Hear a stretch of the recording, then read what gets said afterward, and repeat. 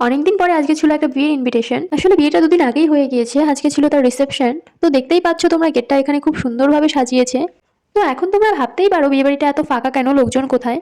আসলে ভিডিও ক্লিপসটা আমি সন্ধ্যাবেলাতেই নিয়ে রেখেছিলাম, যাতে পরে ভিডিও করার সময় কোনো অসুবিধা না হয়। তো দেখতেই পাচ্ছ ফাইনালি আমরা বিয়ে বাড়িতে রেডি হয়ে পৌঁছে গিয়েছিলাম।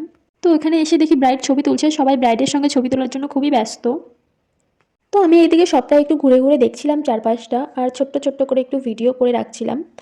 তো এখানে ছিল পকোড়া স্টল, আর তার পাশেই ছিল একটা জিলিপির স্টল। যার যেটা পছন্দ সে পছন্দ অনুযায়ী সে খাচ্ছে। তো আমি এদিকে সব কিছুকে ইগনোর করে চলে এসেছিলাম ফুচকার দোকানে। তো সবাই মিলে ফুচকা খাচ্ছিলাম।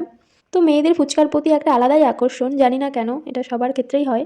তো এখানে দেখতেই পাচ্ছ বাটি হাতে করে লাইনে দাঁড়িয়ে পড়েছি ফুচকা খাওয়ার জন্য।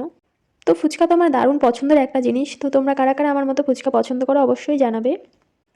তো এখানে ফুচকা খাওয়া দাওয়া শেষ করে চলে গিয়েছিলাম নতুন বউয়ের কাছে একটু ছবি তোলার জন্য। তো সেই সুযোগটাই পাচ্ছিলাম না, যখনই আসি তখনই দেখছি কেউ না কেউ ছবি তোলায় প্রচণ্ডভাবে ব্যস্ত। তো এখানে আমি দাঁড়িয়ে একটু অপেক্ষা করছিলাম কখন একটু ফাঁকা হবে আর কখন আমি একটু ছবি তুলবো। তো যার রিসেপশনে এসেছি তার সঙ্গে ছবি না তুললে হয়, তোমরাই বলো। তো তারপরে আমি চলে গেছিলাম ডান্সের ওখানে। তো সবাই মিলে ডান্স করছিল এখানে, বাচ্চারা বড়রা। তো সেটাই দাঁড়িয়ে দাঁড়িয়ে কিছুক্ষণ দেখছিলাম আর মজা নিচ্ছিলাম।